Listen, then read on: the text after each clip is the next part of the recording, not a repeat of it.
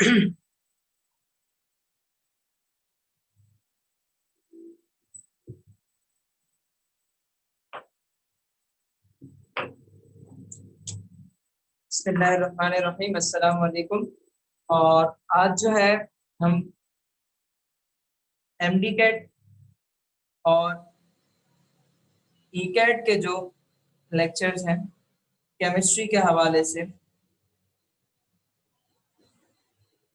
सरशर्स online learning platform की जानिब से आपको प्रोवाइड किया जा रहा है, जिसके अंदर आज हम चैप्टर नंबर 2 जो है उसको स्टार्ट करेंगे। First year chemistry chapter number 2 जो है states of matter, states of matter, उसको जो है हम यहाँ पर स्टार्ट करने जा रहे हैं। ठीक है, स्टेट्स ऑफ मैटर के हवाले से जो है हम यहाँ पर आपके साथ जो है क्वेश्चंस को डिस्कस करेंगे।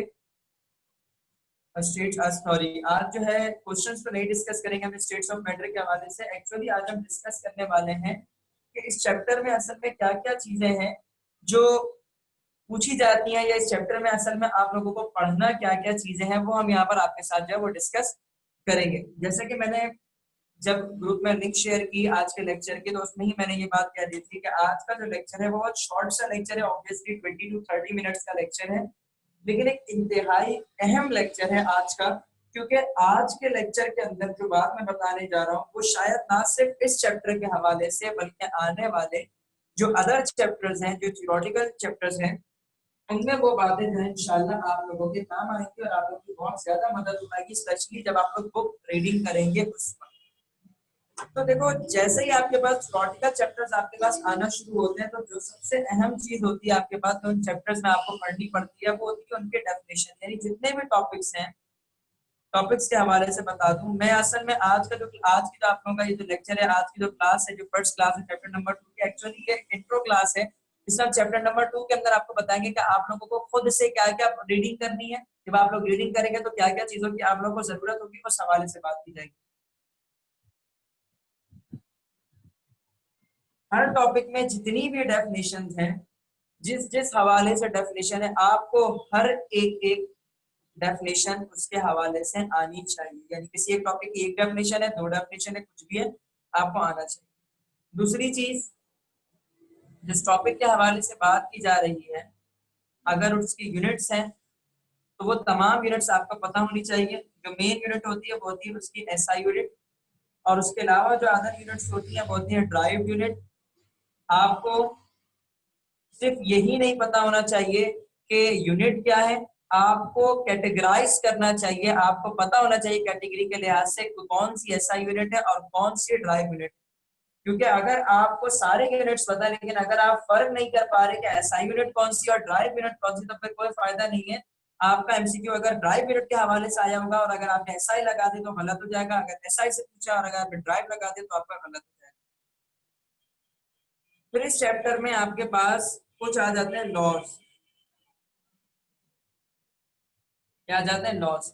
और लॉज की जो मेन चीज होती है वो होती है उसकी स्टेटमेंट। क्या होती है उसकी स्टेटमेंट। जैसे आपके पास इस चैप्टर के अंदर गैस लॉज हैं, ठीक है, गैस लॉज है। पहला है आपके पास बॉयल्स लॉ, ठीक है। दूसरा है आपके पास चार्ल्स लॉ। फिर है आपके पास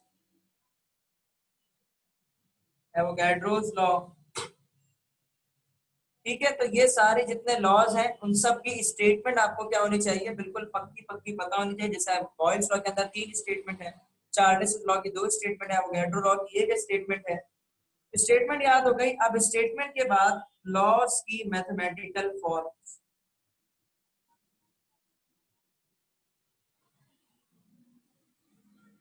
क्या चीज, लॉज की मैथमेटिकल फॉर्म या फिर मैथमेटिकल रिप्रेजेंटेशन, जिसको आप आसान लफ्जों में, आसान लहजों में आप फॉर्मूला भी कह सकते हैं। ये आपको हर टॉपिक का पता होना चाहिए। अब एक होता है मेन और एक होता है ड्राइव, ठीक है। तो आपको मेन भी पता होना चाहिए और उससे ड्राइव होकर भी कोई फॉर्मूला आ रहा है तो वो भी पता होना चाहिए। अब ये जो फॉर्मूलाज हैं टॉपिक के हवाले से, ये फॉर्मूलाज आपकी सिंध बोर्ड्स में भी हैं, लेकिन इन्हीं लॉज में कुछ फॉर्मूलाज आपको आपके बोर्ड से हटकर मिलते हैं। जैसे सिंध बोर्ड का हट करके अगर आपके पास फेडरल बोर्ड है उसमें भी आपको मिलता है। उसके अलावा जो आपके पास पंजाब बोर्ड है उसमें भी आपको इसके हवाले से अदर फॉर्मूलाज हैं वो आपको मिल जाते हैं। तो और इसके अलावा ए लेवल्स हैं, इसके अलावा आपके पास ओ लेवल्स हैं।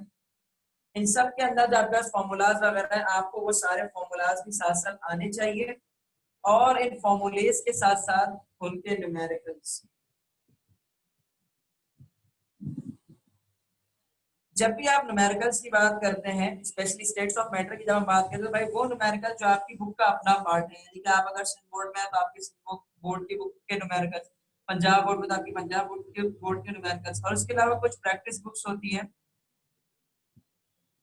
उनके तो न्यूमेरिकल्स। लेकिन इन दोनों में ज्यादा अहम सबसे पहले कौन से करने हैं, आपको अपनी बुक के न्यूमेरिकल्स करने हैं और उनके फिर प्रैक्टिस बुक। अच्छा, फिर न्यूमेरिकल और फॉर्मूले तक बात नहीं रहती। अगर इस तरह से जो इंटर बोर्ड के अंदर आपने किया या अपने इंटर में किया या अपने एफएससी के अंदर किया, तो अगर आप उस तरह से सॉल्व करने लगे तो 10 घंटे आपके बदल जाएंगे, लेकिन आपका काम कंप्लीट नहीं होगा। तो हर टॉपिक के लिहाज से आपको शॉर्ट ट्रिक्स भी आनी चाहिए। क्या आपको आनी चाहिए? शॉर्ट ट्रिक्स आनी चाहिए। अगर आपको हर टॉपिक के हवाले से शॉर्ट ट्रिक नहीं आती तो फिर आप कामयाब नहीं है। आपको शॉर्ट ट्रिक्स आनी चाहिए, चाहे आप फिजिक्स में हो, केमिस्ट्री में हो, और टॉपिक्स के हवाले से बायो में आपके कॉन्सेप्ट्स आपके क्लियर होने चाहिए। और अगर कहीं पर उनके भी हवाले से कुछ शॉर्ट चीजें हैं कैलकुलेशन वगैरह के हवाले से, तो वो भी आपको आनी चाहिए। लॉस के ऊपर दोबारा से आए, जब आप बुक पढ़ रहे होंगे, मैं ये उस पर की बात बता रहा हूँ कि ये सारी चीजें, और जब आप किसी भी टेस्ट के लिए प्रिपेयर कर रहे होंगे तो आपको स्पेशली स्टेट्स ऑफ मैटर के अंदर हर एक टॉपिक से आपको क्या क्या चीजें देखनी है। लॉस की जब हम बात कर रहे हैं तो लॉस के फिर होते हैं ग्राफिकल रिप्रेजेंटेशन। क्या होती है? ग्राफिकल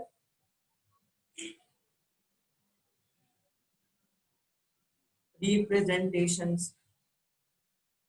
आपको हर एक ग्राफ जो यानी कि हर एक लॉ से बिलोंग करता है, आपको वो हर एक ग्राफ पता होना चाहिए।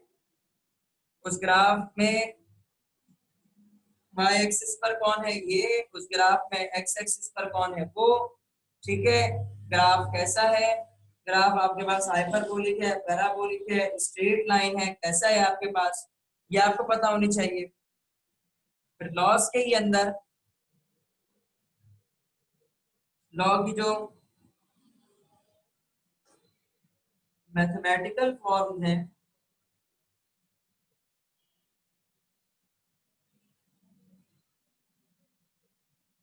वो तमाम मैथमेटिकल फॉर्म्स में रिलेशनशिप रिलेशनशिप किसके दरमियान में, यानी बिटवीन, रिलेशनशिप किनके बिटवीन है, आपको सबसे पहले इस बात के बारे में क्लियरेंस होनी चाहिए कि रिलेशनशिप किनके दरमियान है, और रिलेशनशिप जिनके दरमियान में है उनका आपस में डिपेंडेंसी फैक्टर क्या है, यानी वो आपस में एक दूसरे के से किस तरह से डिपेंड कर रहे हैं। उस क्यों, क्योंकि उसके लिहाज से आपके स्टेटमेंट के क्वेश्चंस पूछे जाते हैं, ठीक है। और एक और अहम चीज, कांस्टेंट।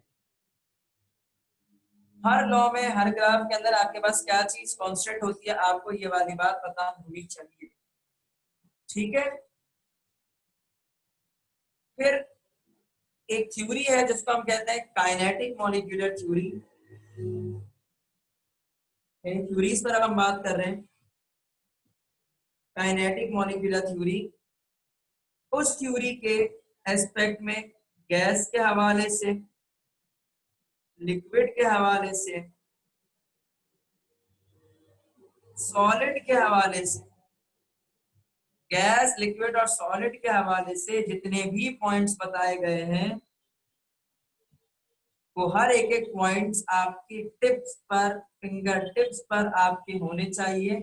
आपसे कोई भी पूछा अच्छा ये बता दो तो आपको उसकी स्टेटमेंट बतानी है। आपको कहेगा अच्छा इस पॉइंट के एस्पेक्ट में एक्सप्लेनेशन दे दो, तो आपको वो एक्सप्लेनेशन आपको आनी चाहिए। आपका हर एक कॉन्सेप्ट क्लियर होना चाहिए काइनेटिक मॉलिक्यूलर थ्योरी के एस्पेक्ट में स्पेशली। हर साल पेपर के अंदर, हर साल पेपर के अंदर एप्टीट्यूड के, चाहे वो एमटीकैट का चाहे कैट का, काइनेटिक मॉलिक्यूलर थ्योरी से ऐसा हो नहीं सकता कि एक क्वेश्चन नहीं आया हो। हर साल पेपर में एक क्वेश्चन काइनेटिक मॉलिक्यूलर थ्योरी के ऊपर जरूर आता है। कभी भी ऐसा किसी भी पेपर में नहीं हुआ कि काइनेटिक मॉलिक्यूलर थ्योरी के ऊपर किसी भी किस्म का क्वेश्चन ना आया हो, ऐसा कभी भी नहीं हुआ। डायरेक्ट नहीं पूछा गया, घुमा कर पूछा गया, लेकिन क्वेश्चन जरूर आया है यहाँ से।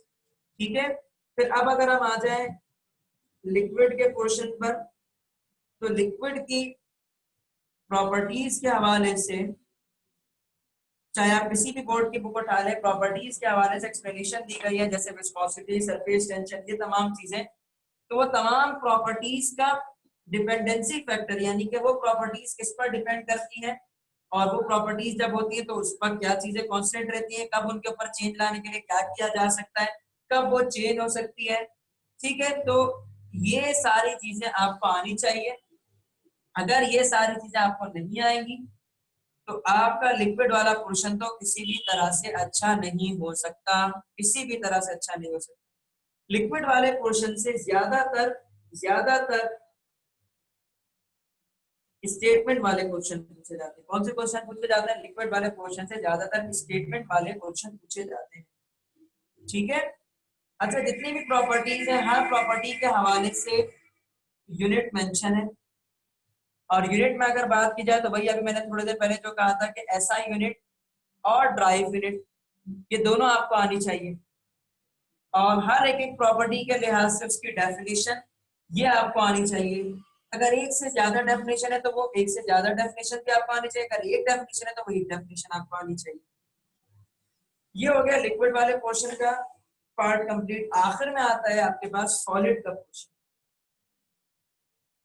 और इस सॉलिड के पोर्शन से बहुत सी चीजें आई हैं, और ये कह लें कि अगर कौन सा ऐसा पार्ट है गैस, लिक्विड और सॉलिड यानी स्टेट्स ऑफ मैटर में कौन सा ऐसा पार्ट है जिससे सबसे ज्यादा क्वेश्चन बने, तो सबसे ज्यादा तो गैस से बने, और अगर इंटीरियर्स वगैरह के पेपर्स को मिला लिया जाए तो ज्यादातर क्वेश्चन आपके पास सॉलिड से।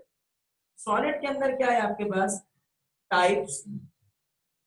कितने किस्म के आपके पास सॉलिड्स के टाइप्स हैं, उन सब की प्रॉपर्टीज, यानी जितने किस्म के सॉलिड्स हैं उन सब की प्रॉपर्टीज आनी चाहिए। और यहाँ तक बात हो जाती तो फिर बात की जाती है उनके एग्जाम्पल्स की, यानी कि हर एक एक इसकी एग्जाम्पल में फिट बैठ रहा है, ये एग्जाम्पल भी आपको आनी चाहिए। सबसे मुश्किल चीज होती है एग्जाम्पल याद रखना। हर प्रॉपर्टी यानी कि हर सॉलिड की जितनी टाइप है हर एक की प्रॉपर्टी जाती है। सॉलिड वाला क्वेश्चन जहन में रखने के लिहाज से, याद रखने के लिहाज से एक बहुत अहम टॉपिक है जो कि आपको आना चाहिए। ठीक है, और इसमें सबसे ज्यादा मेहनत करने की जरूरत है। जैसे कि यहाँ पर कोई न्यूमेरिकल वाला पार्ट नहीं होता, जैसे गैस में तो फिर भी न्यूमेरिकल वाला पार्ट है, लेकिन सॉलिड और लिक्विड के अंदर कोई न्यूमेरिकल वाला पार्ट नहीं होता। तो जो क्वेश्चन आते हैं लिक्विड के भी अंदर और जो क्वेश्चन आते हैं सॉलिड के अंदर, वो सारे स्टेटमेंट बेस्ड क्वेश्चन होते हैं। ठीक है, अच्छा, उसके बाद क्लासिफिकेशन ऑफ सॉलिड। क्लासिफिकेशन आपको पता होनी चाहिए। हर क्लासिफिकेशन जो की गई है उनके लिहाज से उनकी प्रॉपर्टीज, और उसी के साथ साथ उनकी एग्जांपल्स आपको आनी चाहिए। अगर प्रॉपर्टीज और उनकी एग्जांपल आपको नहीं आती तो फिर याद रखना आपके लिए बेकार है, क्लासिफिकेशन को पढ़ना आपके लिए बेकार है। फिर आती है क्रिस्टल सिस्टम की एक्सप्लेनेशन। ये जो बोर्ड मैं यहाँ पर बना रहा हूँ ये एक बहुत अहम बोर्ड है, पूरा चैप्टर नंबर 2 पढ़ने के लिए, पूरा चैप्टर नंबर 2 याद रखने के लिए ये बोर्ड आपके लिए बहुत अहम साबित होगा। जो लोग चैप्टर 2 इस एस्पेक्ट में पढ़ लेंगे, गारंटी दे रहा हूँ, गारंटी के साथ कह रहा हूँ, अल्लाह पाक ने चाहा तो जितने भी क्वेश्चन आपके चैप्टर 2 से आएंगे वो सारे इन्हीं टॉपिक से, इन्हीं जगहों से उठ करके आएंगे। इसके अलावा और कहीं से नहीं आ सकते, और इसके अलावा और किसी कैटेगरी में क्वेश्चन नहीं बन सकता।